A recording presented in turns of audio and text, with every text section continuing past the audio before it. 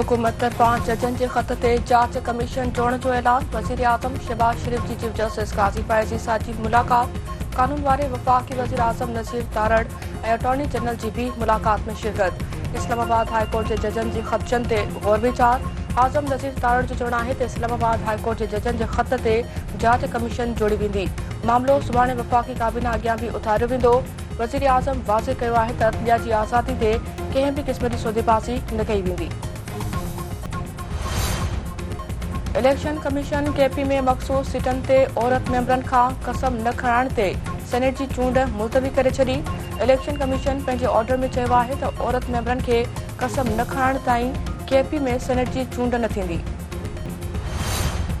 वफ़ाक़ी काबीना 24 नाला ईसीएल में शामिल करण जी मंज़ूरी ॾेई छॾी। तहरीक इंसाफ़ अॻवान बाबर अवान जो नालो ईसीएल मां ख़ारिज करण जी बि मंज़ूरी। मिठियाणी भरिसां गुम थियल नौजवान बेदर्दी सां क़तल। वण में टंगियल लाश हथ। ॻोठ कंडाणी माची में डगन सोलंगी जो वण में टंगियल लाश हथियो वियो।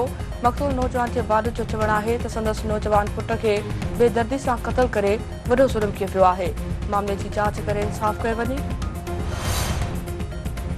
सखर में हथियार बंदनि हथां क़तल थियल नीगर जे वारसनि जो एहतजाजी मुज़ाहिरो। लाश रखी धरणो। वारसनि जो चवणु आहे त ज़ैनुल आबिदीन खे ज़्यादती खां पोइ क़तल कयो वियो आहे। पुलिस जवाबदारनि ख़िलाफ़ कार्रवाई करण लाइ तयार नाहे। शिकारपुर में बदअमनी ते ज़ाब्तो न अची सघियो। वधीक हिकु ॼणो अगवा। नापरकोट थाणे जी हद में हथियार बंदनि 3 ॼणनि खे यरगुमाल बणाए वरितो। ॻोठाणनि 2 ॼणनि खे छॾाए वरितो। अब्दुल करीम चाचड़ अगवा।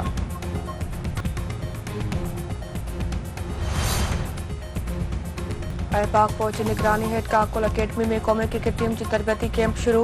क़ौमी टीम जे रांदीगरनि तरफ़ां साइकिलिंग समेत मुख़्तलिफ़ मश्क़नि जो मुज़ाहिरो।